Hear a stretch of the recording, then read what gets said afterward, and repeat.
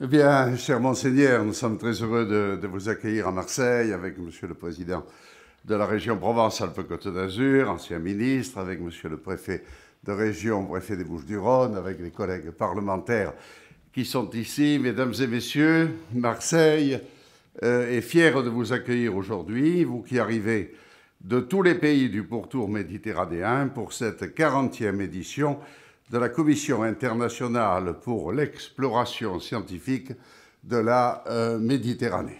En effet, depuis 23 ans, la France n'avait pas eu l'honneur de recevoir votre commission, fondée il y a plus d'un siècle par ce visionnaire qu'était le prince Albert Ier de Monaco. Ce forum est devenu le plus important en recherche marine concernant la Méditerranée, la mer Noire et plus généralement les mers fermées.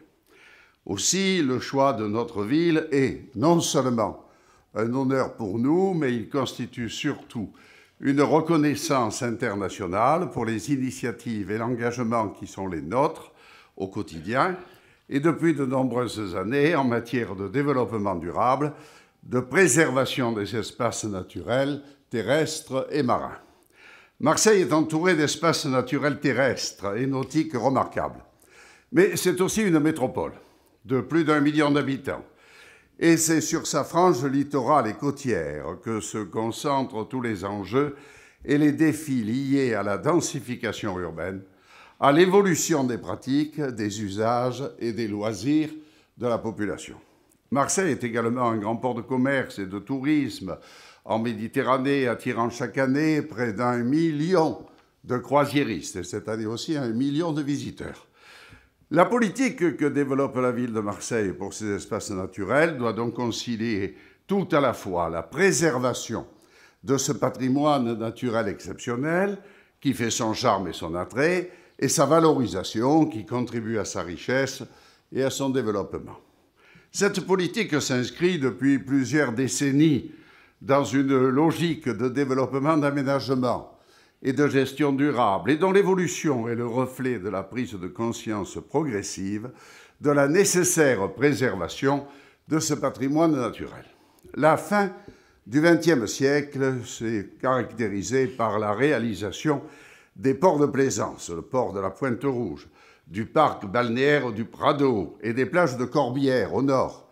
Mais surtout, cette période a été marquée par la création de la station d'épuration sous le stade Vélodrome, une des plus grandes et des plus complètes d'Europe, réalisée en Méditerranée, première phase décisive en matière de protection du milieu marin.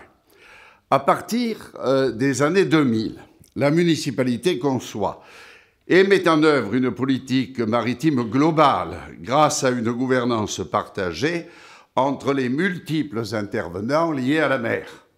Cette vision commune s'est traduite par la réalisation de projets innovants. Je voudrais par exemple citer l'opération Récif Prado, en rade de Marseille, qui a permis de multiplier par 5 la biomasse dans les zones protégées. L'expérience de Marseille, en termes de récifs artificiels, fait l'objet d'un suivi scientifique rigoureux et a donné naissance en février 2013 à l'organisation d'un colloque international qui s'est tenu ici même, dans ce palais du Pharaon. Forte de cette expérience, Marseille s'est engagée dans la mise en œuvre d'une politique globale de gestion de ces espaces naturels. Cette politique nécessite la définition et la mise en place d'outils et de gestion ambitieux et pérennes, parmi lesquels la création en 2012 du Parc national des Calanques, qui constitue une réponse forte à ces problématiques.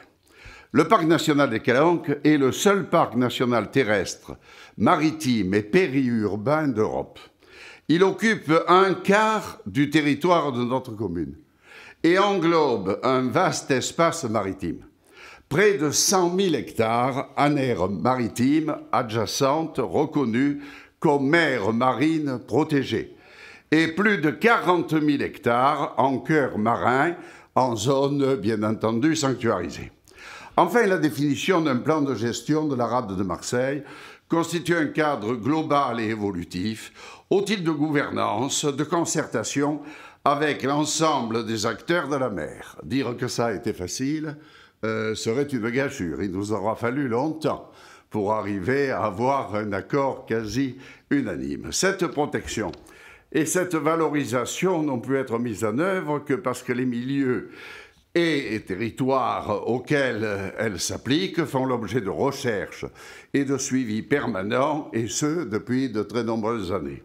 Le Centre d'océanologie de Marseille ou l'Institut océanographique Paul Ricard, notamment, ont accumulé une somme considérable de connaissances sur le fonctionnement des écosystèmes de notre région et plus largement de la Méditerranée.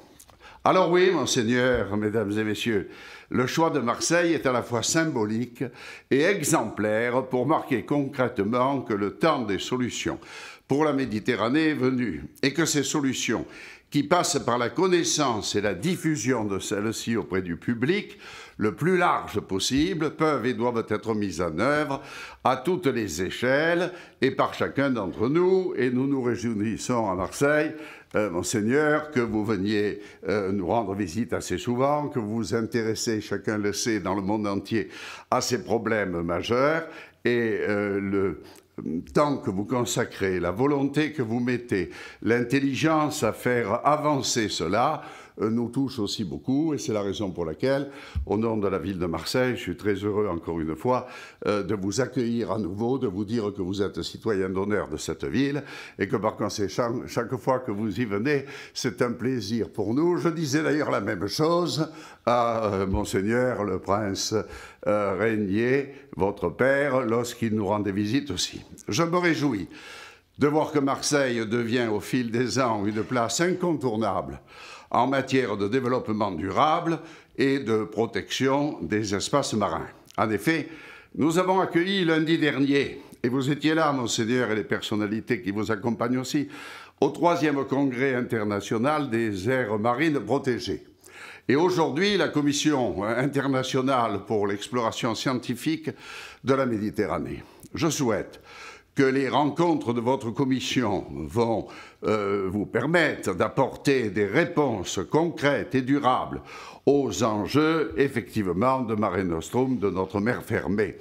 Enfin, et pour conclure, je souhaite que Marseille puisse développer son rôle de démonstrateur de métropole de la mer, inciter d'autres grandes métropoles à s'engager dans l'amélioration et la diffusion de la connaissance de leur patrimoine naturel, de leurs ressources environnementales et de la biodiversité.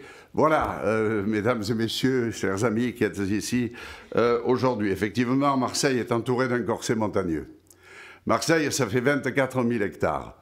Ça tient entre Roissy et Orly, le bois de Boulogne et le bois de Vincennes. Et sur ces 24 000 hectares, plus de 10 000 sont totalement protégés.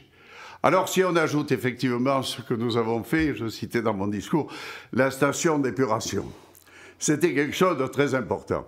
Et puis mes collègues parlementaires vont noter aussi que dans la future métropole, qui verra le jour au 1er janvier de 2017, je me suis quand même débrouillé à la Haute Assemblée que, monsieur le préfet de région, le pluvial, c'est-à-dire tous les bassins de rétention, l'amélioration des cours d'eau, soit du domaine réservé de la métropole, ainsi que la voirie, ce qui nous évitera de faire des chantiers alternativement partout. Voilà 2 amendements qui, me semble-t-il, étaient importants. Voilà ce que nous sommes tous ensemble ici aujourd'hui pour vous accueillir et dire au prince Albert II de Monaco, encore une fois, notre considération, notre estime et, s'il le permet, notre amitié.